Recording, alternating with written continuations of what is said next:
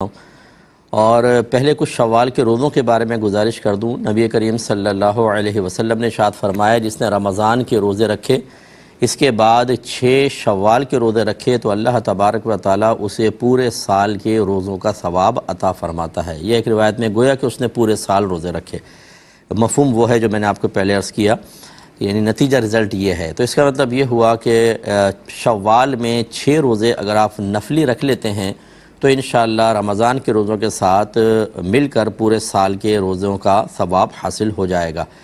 اس میں یاد رکھیں یہ نفلی روزے ہیں، اس میں ان کے ساتھ قضا کی نیت نہیں کر سکتے۔ مثلا بعض بہنوں کے جو اسے رمضان کے روزے نکل جاتے ہیں تو وہ پوچھتی ہیں کہ کیا ہم وہ قضا روزے انہی شوال کے روزوں کے ساتھ نیت کر کے رکھ لیں؟ ایسا نہیں ہے، یہ شوال کے روزے علیحدہ رکھنے پڑیں گے، تبھی تو پورے سال کے روزے کے کور ہوں گے کہ 30 وہ اور 6 یہ 36 تو 360، ایک روزہ 10 کے برابر سمجھ لیں ہیں تو 360 کے برابر بنیں گے جو اسلامی ایئر کے اعتبار سے ڈیز بنتے ہیں، تو اس لیے علیحدہ ہی رکھنا ہوگا۔ دوسرا یہ غلط فہمی ہے کہ عید کے دوسرے دن سے اسٹارٹ کرنے ہوتے ہیں ورنہ نہیں ہوں گے، ایسا نہیں ہے، پورے مہینے میں جب چاہیں آپ رکھ لیں۔ اور تیسرا یہ کہ اس میں لگاتار رکھنا لازم نہیں ہوتا، آپ ایک روزہ رکھیں 2 دن کا گیپ کر لیں، پھر ایک روزہ رکھیں 2 دن کا گیپ کریں، اس طرح، لیکن شوال میں 6 کی گنتی پوری کر لیں اور نفل کی نیت سے آپ یہ روزے رکھیں، انشاءاللہ برکت حاصل ہوگی۔ کچھ اور ریکویسٹ دیکھیں کہ عید میں خطبہ عید کی نماز کے بعد ہوتا ہے، جمعہ میں پہلے ہوتا ہے اور عید میں عید کی نماز کے بعد ہوتا ہے، لہذا سب کھڑے ہوں گے، صف وغیرہ سیدھی کریں، اس کے بعد نیت کریں گے۔ نیت اس طرح کریں گے کہ نیت کرتا ہوں 2 رکعت نماز عید الفطر واجب 7 زائد 6 تکبیروں کے واسطے اللہ تعالیٰ کے، منہ میرے قبلہ شریف کی طرف، پیچھے اس امام کے۔ نیت دل کے پختہ ارادے کو کہتے ہیں، آپ دل میں ارادہ کریں گے تب بھی نیت کافی ہے، زبان سے الفاظ ادا کر دینا مستحب ہوتا ہے۔ تو پھر ایک دفعہ سنیں کہ نیت کرتا ہوں 2 رکعت نماز واجب عید الفطر کی 7 زائد 6 تکبیروں کے واسطے اللہ تعالیٰ کے، منہ میرے قبلہ شریف کی طرف، پیچھے اس امام کے۔ پھر اللہ اکبر کہہ کر ہاتھ باندھ لیں گے۔ یاد رکھیں کہ مقتدی بھی اتنی آواز سے اللہ اکبر کہے گا کہ اپنے کان سنیں گے، اور پھر ثنا پڑھی جائے گی، یعنی سبحانک اللہم و بحمدک۔ ثنا پڑھ کر خاموش ہو جائیں گے۔ اب امام صاحب تکبیر لگائیں گے، پہلے ایک تکبیر لگے گی اللہ اکبر کہہ کر ہاتھ چھوڑ دیں گے، ہمیں بھی تکبیر لگانی ہے، ہاتھ چھوڑ دینے ہیں، پھر دوسری تکبیر لگائیں گے، پھر ہاتھ چھوڑ دیں گے، پھر تیسری تکبیر لگائیں گے اور ہاتھ باندھ لیں گے۔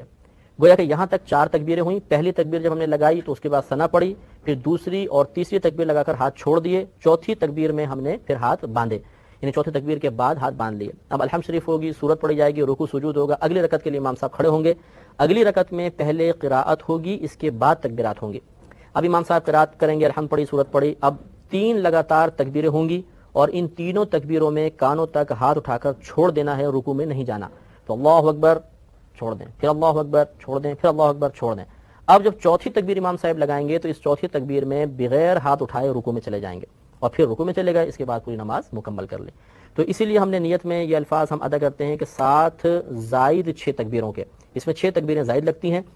چنانچہ پھر ایک دفعہ سماعت فرمائیں کہ پہلے ہمیں تکبیر لگانی ہے، اس کے بعد ثنا پڑھنی ہے، پھر لگاتار 2 تکبیروں میں کانوں تک ہاتھ اٹھا کر چھوڑ دینا ہے، اس کے بعد ایک اور تکبیر لگانی ہے، اس کے بعد ہاتھ باندھ لیں گے، پھر قراءت ہوگی، رکوع ہوگا، سجود ہوں گے۔ اگلی رکعت میں پہلے قراءت ہوگی، اس کے بعد 3 لگاتار تکبیرات ہوں گی اور اس میں کانوں تک ہاتھ اٹھا کر چھوڑنا ہے۔ چوتھی تکبیر میں بغیر ہاتھ اٹھائے رکوع میں چلے جانا ہے اور پھر بقیہ نماز کو مکمل کر لینا ہے۔ نماز مکمل ہو جانے کے بعد خطبہ سننا چاہیے، لیکن فرق یہ ہے کہ جمعے کا خطبہ سننا مطلب واجب ہوتا ہے جمعے میں، بلکہ خود جمعے کی ادائیگی کے لیے شرط ہوتا ہے، اور اس کا خطبہ ادائیگی کے لیے شرط نہیں ہوتا۔ اگر کسی نے خطبہ نہیں بھی پڑھا تو عید کی نماز ہو جائے گی۔ بہرحال خطبہ خوب غور سے سنیں اور اس کے بعد پھر آپس میں مصافحہ وغیرہ کریں، گلے ملیں اور اپنے گھر پہ واپس تشریف لے آئیں۔ میں عرض کرتا ہوں، پہلی بات یہ کہ چونکہ ان چیزوں کا تعلق ہمارے براہ راست مذہب سے ہے، ہمارے روز رمضان پھر عید، یہ کہنا کہ اس کا مذہب سے کوئی تعلق ہی نہیں ہے، یہ عام چیزیں ہیں، یہ بالکل غلط ہے۔ اور ہم نے دیکھا ہے کہ قوم مذہب کے معاملے میں مذہبی اشخاص پر ہی اعتماد رکھتی ہے، آپ زبردستی اس کے ذہن کو مولڈ کر دیں کسی طرف، وہ الگ بات ہے۔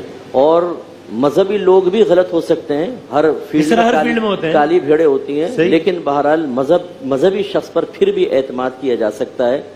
آپ تو ماشاءاللہ پروگرام کرتے ہی ہیں، آپ کے سامنے بیٹھ کے کتنا سفید جھوٹ بول رہے ہوتے ہیں، اتنا غلیظ جھوٹ بول رہے ہوتے ہیں۔ ایسے لوگوں پر اعتماد کر کے دینی معاملات ان کے ہاتھ میں دے دینا، جب چاہیں کچھ کریں، جب چاہیں کیسے کریں، فرانسک رپورٹس بنا لیں الٹی سیدھی، جس کو چاہے مجرم بنوا دیں، جس کو چاہے باہر نکال دیں، کیسے اعتماد کیا جا سکتا ہے مذہب کے معاملے میں؟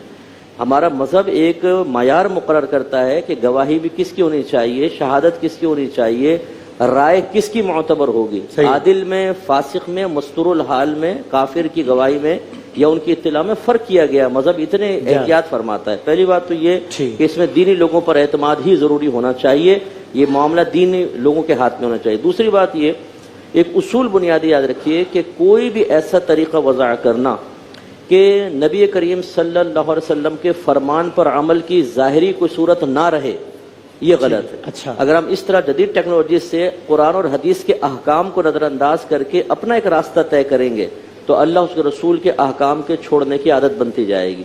ہر شخص جس چیز میں چاہے گا کوئی نہ کوئی ٹیکنیکل چیز نکال کر اور وہ قرآن و حدیث کو چھوڑنا شروع کرے گا. میں سمجھنے کے لیے کہہ رہا ہوں کہ یہ بحث بہت ہے، تو اس میں اگر کوئی یہ کہے کہ جناب یہ تو دیکھیں پھر جدت پسندی سے روک رہے ہیں جی، اس زمانے میں ٹرانسپورٹیشن کی طریقہ کار مختلف تھا، آج قطعی مختلف ہے. اگر ہم اس پر ہی رہ جائیں تو پھر ہم دنیا کے ساتھ چل نہ سکیں. اگر ٹرانسپورٹ کے بارے میں اللہ کے نبی کا حکم ہوتا نا کہ گھوڑوں پر ہی بیٹھنا، گاڑیوں پہ نہیں، تو ہم گاڑی پہ بیٹھنے کو بھی حرام قرار دیتے. وہاں حکم موجود نہیں ہے، جہاں حکم موجود ہوگا اس کو. اچھا، تیسری اصول آسان سے اس میں عرض کر دوں، قرآن اور حدیث کے جب تک ظاہری معنی لینا ممکن ہو اس میں کوئی تعویلی معنی نہیں لے سکتے. تعویل کا مطلب اپنی رائے سے کوئی بات کہہ دینا. یہاں بالکل واضح حدیث بیان کی کہ روز چاند دیکھ کر آیت ہے کیا ہے حدیث کیا کریں، یہ حدیث آپ فرما رہے ہیں یا آیت فرما رہے ہیں جو بتا رہے ہیں؟ یہ حدیث پڑھی نا، جیسے یہ کہ چاند دیکھ کر روزہ رکھو، چاند دیکھ کر ہی عید کرو.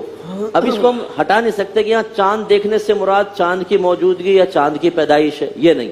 چاند دیکھنا، رویت کا مطلب یہ ہے کہ دیکھنا، آنکھ سے دیکھنا، تو اس لیے دیکھنا ہی ہوگا. ہاں، جیسے اب آپ نے کہا کہ جدید ٹیکنالوجی سے فائدہ، تو سارے یہ کہہ رہے ہیں کہ اس کو ساتھ رکھیں، اور رویت ہلال کمیٹی ان سے مشاورت میں رہتی ہے، لیکن نبی کریم کے فرمان پر عمل کرنے کے لیے رویت ضروری ہے. تو اگر آپ کیلنڈر بنا لیں گے رویت ختم ہو جائے گی، گویا کہ آپ نے نبی کے حکم کو باطل کر دیا اور یہ کسی کو بھی حق حاصل